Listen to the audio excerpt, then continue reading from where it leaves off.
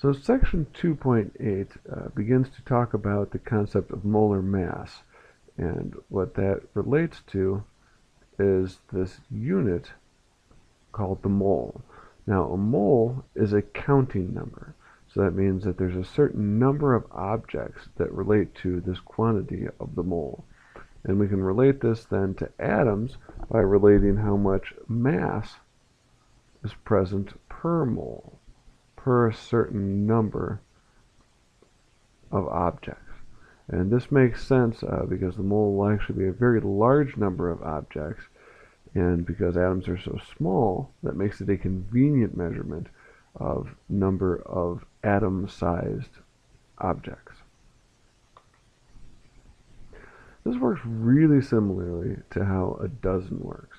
You know, if I ask you how many donuts are in a dozen donuts, that's pretty straightforward. There's 12 of whatever in 1 dozen of those things. So 12 donuts and 1 dozen donuts, or 12 rolls and 1 dozen rolls, or 12 apples and 1 dozen apples. It's a pretty straightforward idea.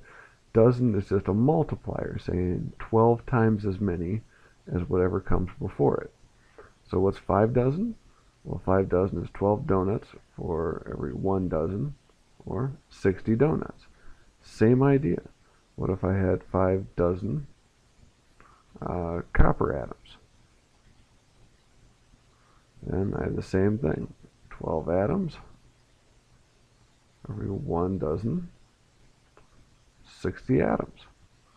Okay, now 5 atoms or 60 atoms, those are still going to be way too small to actually measure out or weigh out or anything like that. So we need a lot more atoms before we get to a number that's convenient to weigh. So how many in a mole?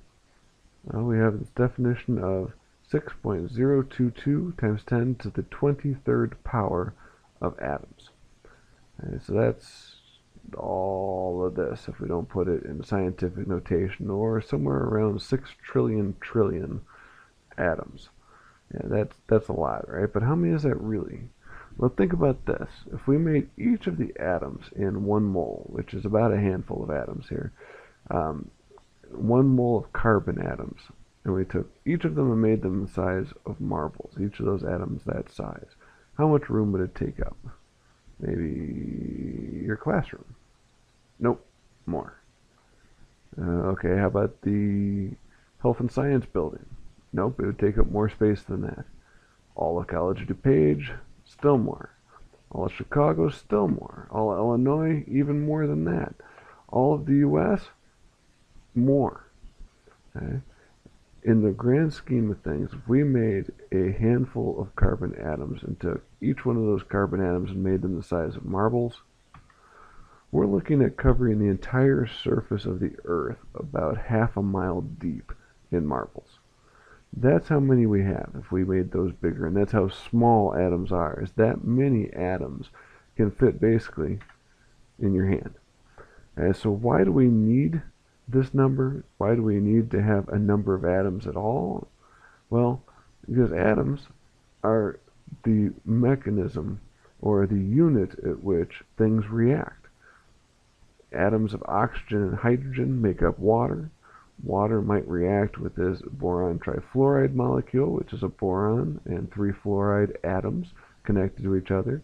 The reaction might progress, and it might cause some sort of reaction or not, but when it reacts, the reaction is between individual objects, making new individual objects. So we need a handle on the number of actual objects that are reacting at a given moment. And this mole concept, 1 mole of atoms, or 1 mole of molecules, or 1 mole of the atoms or molecules of a substance, is a easily measurable amount when we think of its weight. Okay, so speaking of weight, where did we get this? Well, the definition is that if we have 1 mole of carbon-12 atoms, that will be exactly equal to 12 grams. Everything else is not exact and is relative to this. So we can have a weight for all of the different isotopes on the periodic table, as they relate to a certain number of grams for 1 mole of these certain type of atoms. So what do we do with that? Well, what we do with that is we can then count things just by how much they weigh. So for instance, back to our dozen idea, if we have 12 donuts and it weighs 2 pounds, so that's 1 dozen donuts. How many donuts do we have if we have 20 pounds? Well, 20 pounds donuts times 2 pounds for every dozen. Oops, that's got to go the other way, right? 20 pounds of donuts times 1 dozen for every 20 pounds. And that is going to give us, I can't believe I did that wrong twice. Erase all this. So if we're going to do this, what we can do then is we can count by mass.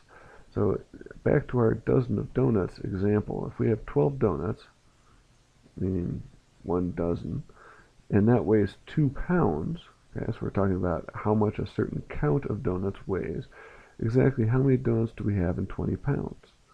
Well, we have 20 pounds of donuts, and we know we have 1 dozen for every 2 pounds, and what we're looking at is 10 dozen donuts. And we know that just by weighing out 20 pounds, we'll get 10 dozen. Well, we can do the same thing with the mole. If we have 12 grams of carbon-12 atoms, and that contains 1 mole of carbon-12 atoms, how many moles of them, that counting number of carbon-12 atoms, are in 18 grams? 18 grams of carbon-12 times 1 mole of carbon-12 for every 12 grams, we're looking at 1.5 moles of carbon-12. Right? It's just that simple. Same idea, just like dozens. I can have 1.5 dozens, right? I can have 1.5 moles. That represents a larger number of objects. I'm not splitting up atoms here to have 1.5 moles. Alright, so let's do the same kind of thing. How many carbon atoms are in 2.45 moles of copper? Well, different things weigh different amounts. So if I want to look at this, I'm not looking at 12 grams of carbon for every carbon-12. Instead, I have to go to the periodic table, very useful, and look up the number there that represents the molecular mass, or the atomic mass, specifically of an atom, in units of grams for each mole.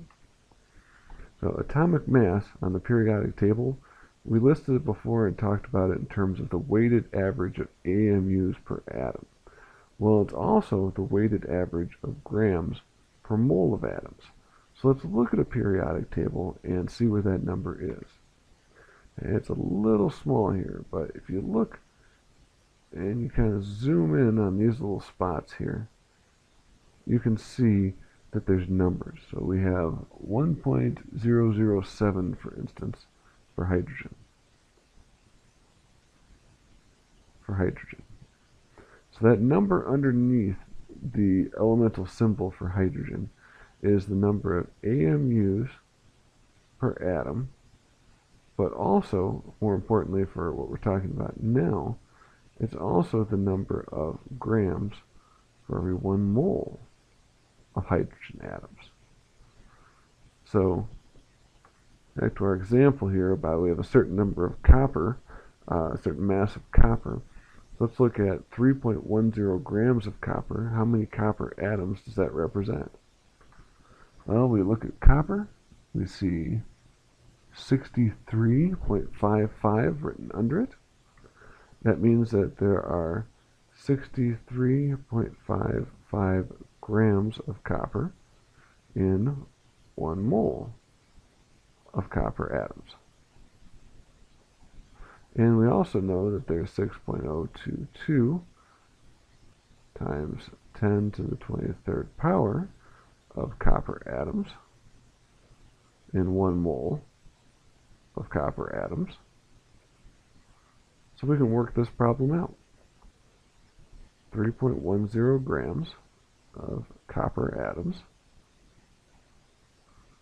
times 1 mole of copper atoms for every 63.55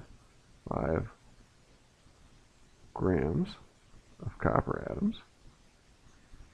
And now we have 6.022 times 10 to the 23rd copper atoms for every 1 mole of copper atoms. So now we just multiply this through. We say 3.10 divided by 63.55. So that gives us about 0.0489 moles of copper. We multiply that by 6.022 times 10 to the 23rd power, and we get a final answer of 2.9, and 3 sig figs here, so 2.94 times 10 to the 22nd power copper atoms. It's just that straightforward. It's just, all this is yet another conversion factor, like inches to feet or grams per milliliter for density. And this here is also just one more conversion factor. So let's try one more here. How many grams of gold would I weigh out to obtain 2 moles of gold? So we start with the number that we're given here, 2 moles of gold. We have to go back to our periodic table and look up gold.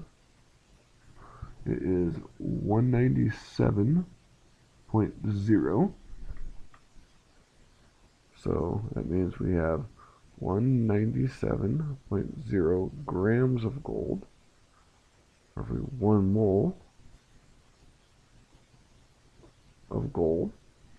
So we multiply that out and we get 2 times 197, 394 to 3 significant figures grams of gold. So we can convert that to pounds. We have about 450 some grams per pound. So that's a little bit less than a pound of gold gives us 2 moles of gold. And so different things weigh different amounts, but as long as we have the periodic table, we can look at what different things weigh. We can add them up, we can multiply it out, and we can get whatever it is that we happen to be interested in. Your final thoughts here, end of the chapter. One last thing I want to kind of throw in here before we're done with chapter 2 and get ready for our test. I once saw a presentation, and on that presentation, the author had put up this combination of letters, BTH. And utterly confused over what in the world they meant by this, I raised my hand and said, okay, what's BTH mean? And the person presenting said, oh, both. I just abbreviated the word. And my first thought was, you just abbreviated a 4-letter word with 3 letters. How much time did you really save by doing that? You know, and how much more confusing did that just make it? Well, guess what? Guess what the abbreviation for the mole is in chemistry? MOL. I know. 4 letters abbreviated by 3. Is it really going to save us a whole universe of time? Probably not, but we're stuck with it. That's our abbreviation for mole. And that's the end of chapter 2.